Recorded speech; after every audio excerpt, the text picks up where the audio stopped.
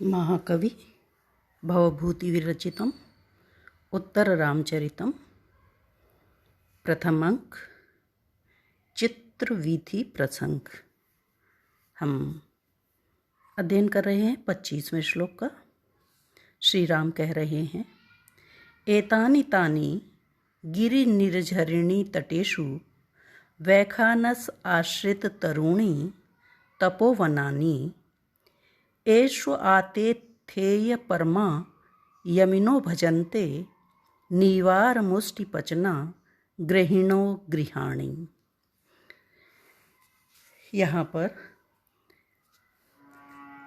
श्री राम सीता जी को चित्रवीथि में अगला चित्र दिखाते हुए कह रहे हैं कि यहाँ ये दक्षिणारण्य का यात्रा प्रसंग है और सीता जी राम जी से कहती हैं कि आप जहाँ पर इस चित्र में ताड़पत्र को आतपत्र के रूप में लेकर खड़े हुए हैं, और अगले श्लोक की ओर इशारा करते हुए श्री राम कह रहे हैं कि एतानि तानि गिरि निर्झरणी तटेषु। गिरि पर्वत से बहने वाले, निर्झरणी जो झरने हैं, पर्वतीय झरनों के या पर्वत से बहकर आने वाली जल की जो निर्झरणी नदियां हैं, उनके तटेषु किनारों पर एतानि तानि ये वे तपोवनानि तपोवन हैं। तो पर्वतीय झरनों से या पर्वत से बहकर आने वाला जो जल है, तो उससे बनी हुई नदियों के किनारों पर ये वो तपोवन हैं जहाँ पर वैखानस आश्रित तरुणी, उन तपोवनों में जो तरुणी वृक्ष हैं, उन वृक्षों का आश्रय ग्रहण किया जाता है। किसके द्वारा? वैखानस। वैखानस व्रत को धारण करने वाले गृहस्थों के द्वारा, अर्थात जो वानप्रस्थी लोग हैं, वे पर्वतीय नदियों के किनारे उगे हुए जो विद्यमान तपोवन हैं, वहाँ मौजूद वृक्षों के नीचे विश्राम किया करते हैं। एषु आतिथेय परमा, और वे किस प्रकार के हैं? आतिथेय परमा, अतिथि सत्कार में निपुण हैं, संलग्न रहने वाले हैं। और कैसे हैं? यमिन हैं, यमी हैं, यम नियम का पालन करने वाले हैं। यमिनो भजन्ति, यम नियम का पालन करते हैं। और वे गृहस्थ किस प्रकार के हैं? नीवार मुष्टि पचना, मुट्ठी मात्र,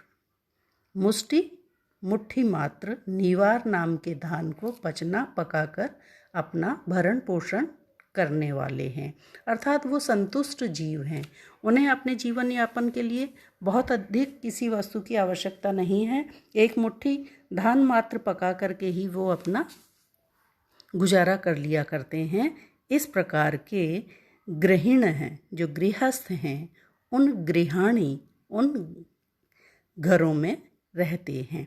तो यहाँ पर पर्वतीय नदियों के किनारे विद्यमान तपोवनों में ऐसे गृहस्थ निवास करते हैं जो वैखानस व्रत का पालन करते हैं, अर्थात जो वानप्रस्थी हैं और जो बहुत ही यम नियम के साथ रहा करते हैं तथा अतिथि सत्कार में संलग्न रहते हैं, अतिथि सत्कार में जो निपुण हैं।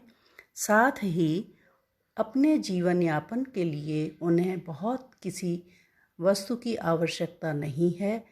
एक मुट्ठी मात्र धान को पका करके ही जो अपना भरण पोषण कर लेते हैं, ऐसे संतुष्ट गृहस्थ जिन तपोवनों में निवास किया करते हैं, ये ऐसे तपोवन हैं। इसके बाद लक्ष्मण जी हैं, वो प्रश्रवण नामक पर्वत वाला चित्र दिखाते हैं और उस चित्र को देखकर श्री राम जी अगले 26वें श्लोक में इस प्रकार से कह रहे हैं।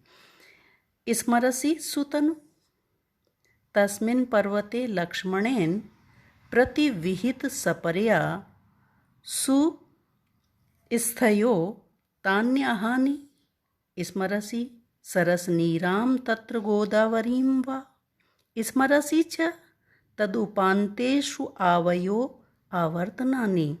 हे सुतनु, सुंदर शरीर वाली सीते, क्या तुम स्मरसी, स्मरण करती हो? किसका स्मरण करती हो? उस तस्मिन् प्रश्रवण पर्वते, उस प्रश्रवण पर्वत पर जब हम निवास कर रहे थे तो वहाँ पर लक्ष्मण के द्वारा प्रतिविहित सपर्या, जो हमारी सेवा की गई थी, उस सेवा का क्या तुम्हें स्मरण है?